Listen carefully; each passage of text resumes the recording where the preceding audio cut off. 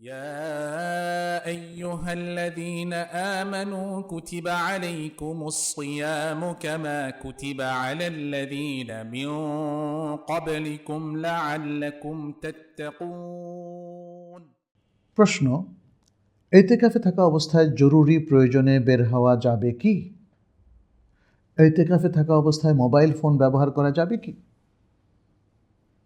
উত্তর হচ্ছে, ইতিকাফে থাকা অবস্থায় মসজিদ থেকে বের হওয়া যাবে না।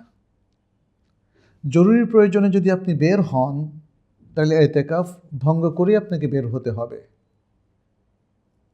জরুরি তো মানুষের অনেক কিছুই থাকতে পারে, ফলে আপনার জন্য তখন ইতিকাফ ভঙ্গ করে যাওয়াটা জায়েজ হবে, কিন্তু ইতিকাফ থাকবে না। আপনি যখন মসজিদের বাইরে যাবেন, বাজারে যাবেন হয়তো কোনো জরুরতে, অথবা ঘরে যাবেন বাসায় কোনো জরুরতে, তখন আপনার ইতিকাফ ভঙ্গ হয়ে যাবে। জরুরি প্রয়োজনে যাওয়া যাবে, বাট ইতিকাফ ভঙ্গ হয়ে যাবে। ইতিকাফে থাকা অবস্থায় মোবাইল ফোন ব্যবহার করা যাবে কি? হ্যাঁ, যাবে, জরুরত অনুযায়ী। কারণ অনেক সময় মানুষের অত্যন্ত জরুরি কিছু বিষয় থাকে, আপনি সেটা মোবাইলে সারতে পারবেন, কারণ মসজিদের ভেতরে থেকেই তো আপনি কথা বলছেন, তাই না? মসজিদের ভেতরে যদি আপনার ফ্যামিলি থেকে কেউ এসে আপনার সাথে কথা বলে জরুরি প্রয়োজনে, সেটাও জায়েজ, তাহলে মোবাইলেও সেটা জায়েজ হবে। আমরা দেখি যে রাসূল সাল্লাল্লাহু আলাইহি ওয়াসাল্লাম ইতিকাফরত অবস্থায় তার স্ত্রীরা তার সাথে দেখা করতে আসতেন।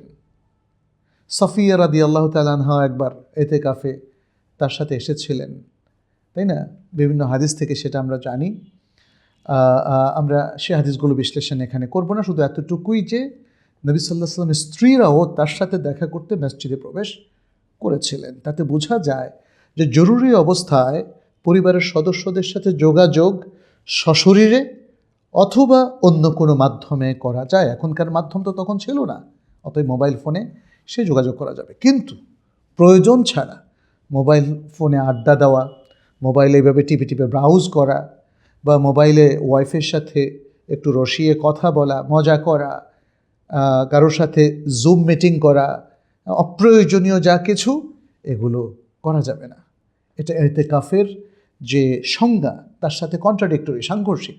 ফলে আমরা বলবো মোবাইলের ইউজ হবে খুব লিমিটেড এবং জরুরি পর্যায়ে, এর বাইরে আর কোনো ইউজ হবে না। এবং এর সাথে আপনারা আরও প্রশ্ন করেছেন যে ইতিকাফে থাকা অবস্থায় কোনো মানুষ দেখা বা কথা বলা কি নিষিদ্ধ না? নিষিদ্ধ না, জরুরি প্রয়োজনে সেটা পারবে, আমরা একটু আগেই বলেছি। তবে যদি অপ্রয়োজনীয় আড্ডা কেউ মসজিদে বসায় এবং লোকদেরকে বলে আমি তো ইতিকাফে বসেছি, তোমরা আসো একটু মজা করি, গল্প বলি, তাহলে এটা ইতিকাফের সাথে সঙ্গতিপূর্ণ হবে না এবং এই কাজটা করা যাবে না।